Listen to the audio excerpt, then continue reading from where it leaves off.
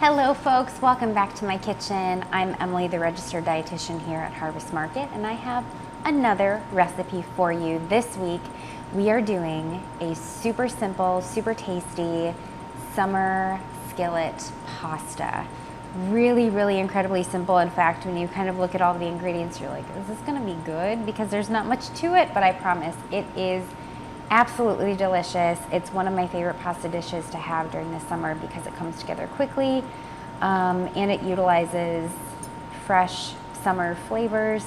It's incredibly flavorful but still really light, and I love that in a pasta dish. So first things first, what we're gonna do is preheat our skillet. So I actually like to use a not non-stick skillet. So the reason being, we really want to kind of caramelize our tomatoes here, and we really want to get them really toasty. We really want to get kind of some brown bits forming in the bottom of the pan.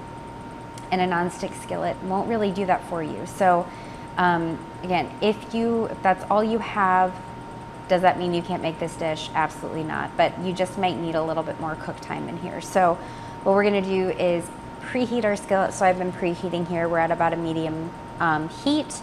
We don't want it too hot in the beginning because we're going to be toasting our panko. And then get your pasta going off to the side in another pot. Either get your water starting to boil. I like to have my pasta ready to go because this comes together pretty quickly. Okay, so what we're going to do, I have a little dish here. Actually, I guess I didn't need another dish because I already have my panko in a dish, so I can reuse this one.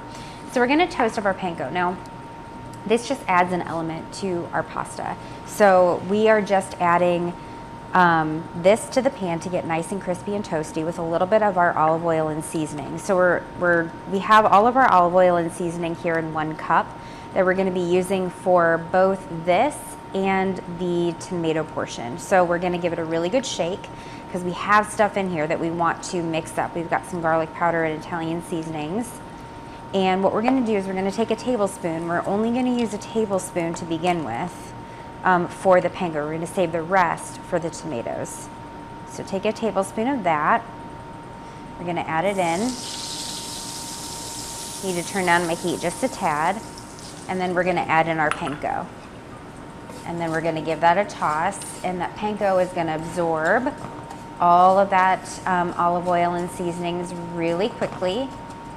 And we're just going to toast this in the pan until it gets really fragrant, until it kind of turns a slight brown color, but keep an eye on it. We don't want it to burn, and it can burn really quickly. So adjust the heat as necessary. And again, this just adds something to the dish. So it adds some textural variety in the form of crunch. I'm all about texture in my dishes. I love kind of changing up textures. So we have the juicy, soft tomatoes, we have the nice chewy pasta, and then we've got this crispy, crunchy topping. You got it all. It's just beautiful. So we're gonna go ahead and keep an eye on this till it gets nice and toasty. Smelling delicious. Again, we've got some garlic powder in there. We've got just an Italian seasoning blend. So good. So toast this up for a minute, meet you right back here. Okay, my panko is done. It's smelling nice and toasty. See how we got that nice brown on there? So again, you really want to keep an eye on it. It can turn very quickly and we don't want it to burn. Get it all out and just transfer it to a little dish, and we will come back to it later. So I'm going to keep that off the heat for just a second because this stays really hot for me, and I don't want it to get too hot. I want to control that heat. So you could have done this while your panko was toasting, but I didn't. Taking my sweet time today, why not? So we have our onion. I'm going to do a nice dice on our onion. We want to cook this down really good. So I'm going to get it in the pan by itself, get some love from the heat, peel it. Now this is an incredibly simple kind of like sauce that we're doing, but flavor city, because we've got all these beautiful aromatics here. So I'm going to do my dicing method. Cut it in half so the root end is intact so that we can do a nice dice. Cutting horizontally, then vertically, and then cutting crosswise here so we get a dice on our onion. Okay, since I'm almost done, I'm going to add this back to the heat. So again, my pan heats up really quickly. You gotta know your kitchen gadgets, folks. Know the ins and outs so you know when to add, how hot it gets. It's really all about getting in touch with your kitchen appliances. Never thought you'd do that, huh? Okay, we're gonna add the rest of the olive oil and seasoning. Make sure you scrape out every last bit of that seasoning. We need it all in there. Then add the onion. It should sizzle. That's what we want. Should sizzle right away. Now, quick note, if you are using, I'm not using protein today. If you are using a protein, you would add it right here. Once the protein is almost cooked, you're gonna add the olive oil and then the onion. So, again, follow the instruction sheet. If you're adding your meat, you do that before anything else. And you don't really need to add any oil, maybe a little bit if you're using the turkey, but you should be okay. Okay, I'm gonna adjust this so we're at a medium. We have a nice sizzle going on. I'm gonna spread it out so that the onions get love from the heat. It's gonna cook down about 4 to 5 minutes and I'll be right back. Okay, so we've been cooking down for about 4 to 5 minutes. What you're looking for is for your onions to be very fragrant, translucent, soft. That's what we want, a little brown and caramelized. So we're gonna add an entire pint of tomatoes for a 2-person. For a 4-person, you have 2 pints of tomatoes. It's a lot of tomatoes, but this is our sauce. This is it right here. We're gonna add them in whole, don't do any chopping, because these guys are going to burst beautifully. So I'm gonna mix it in so that it gets all nice and tossed and coated. And then we're gonna cook these down for an additional 4 to 5 minutes. Oops, I got a little stem in there. That's all right. No big deal. I love how this looks. It's just so beautiful. So colorful and bright. Little gems. Gorgeous. So I'm gonna let that cook. While that cooks, I'll go ahead and prep my garlic. That's the last thing I really have to chop except for slicing up my fresh basil. So we're gonna mince our garlic. If you have a press you like to use, you can totally do that. I like to use my good old-fashioned knife. Excellent. This dish just screams for a lot of garlic. So if you're looking at your kit and you're like, my goodness, this is a lot of garlic, well, it is an Italian dish, folks. And I'm a lover of garlic. So you don't have to use all of your garlic if you don't want to, but again, this dish just screams for a lot of it. Do a good mince. It's just like so. Oh my gosh, my skillet smells incredible already. And we didn't even add like the really kind of pivotal ingredient here that we're gonna add shortly. But I'm gonna let this continue to cook and continue to mince up my garlic, and I'll be right back. Okay, so we've been cooking and my tomatoes are really soft.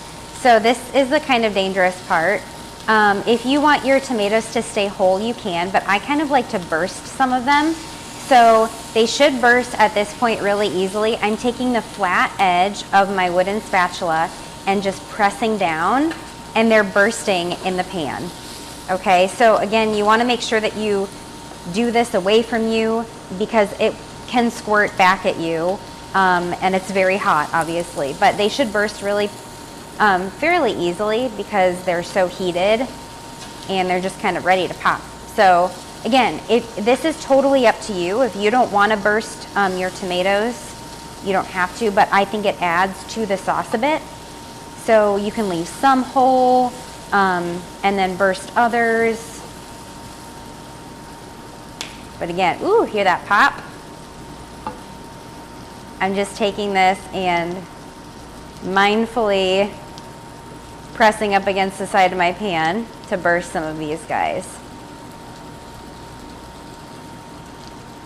Again, they're very juicy, so you got to be careful. But you see how it kind of adds to the sauce here?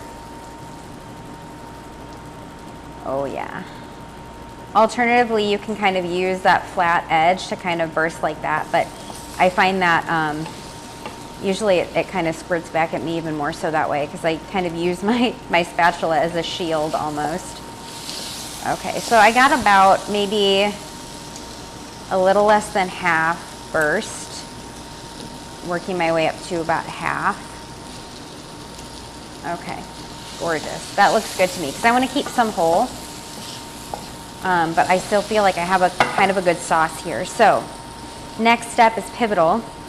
Oh, first we got to add the garlic. So we're going to add this in. Add in your minced garlic. Cook this for about 30 seconds. Just stir it into everything. Continue to burst any tomatoes if you want to.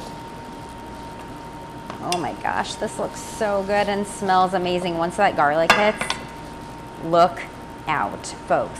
So then we have our last ingredient, and this really is the flavor game changer. This is our vinegar and our Cavendish seasoning. So this has our salt and pepper in there, plus some other seasonings, parsley, oregano, that good stuff, plus our vinegar. So if you know me at all and you've been following my cooking, you know that I use vinegar in just about everything, because it automatically amps up and ramps up the flavor. It brightens the dish, it rounds it out, it takes it to that next level, adds that acidity that we so desperately need in food. When we're reaching for something, we typically think we need more salt, when in fact we should be using more acid. And I like to use a mixture of red wine vinegar and white balsamic. White balsamic vinegar is slightly fruity, slightly more sweet, and this plays beautifully with the acidity of the tomatoes. So we're gonna go ahead and add this in, give it a good shake, add into the pan. I like it to sizzle when it hits the pan. If it doesn't, that's okay, you can always turn up the heat. We wanna cook that down for just a minute. When it hits, oh my gosh, again, automatically that smell is just incredible. We're gonna cook this down just for about 45 seconds to a minute, not long at all. You can see there's not much liquid in my pan. This is our sauce. This is our fresh tomato pasta sauce. Woo! Watch your nose. That vinegar, when it hits your nose, it's pretty pungent, but it's cooking off some of that extra liquid here. Once it does, once you've got about 45 seconds of cooking here in the pan, and that pan is gonna hold some heat, some residual heat, so you can go ahead and turn that off. We're gonna add in our pasta. Excellent. Give that a good stir. Coat that in our sauce. Oh boy, baby. Absolutely beautiful. So we're gonna go ahead and sliver up our basil. I just kind of like to roll it like this, long ways, and then do slices this way so we get like some long, nice ribbons of basil. So I like to add half of the basil in here, and I like to save some garnish for the top. So I do that with everything. I do half the basil, I do half of the grated parm, and then half of the panko, and I stir that in so that every bite has some. And then when we plate it up on the individual plates, you can go ahead and finish off with the toppings.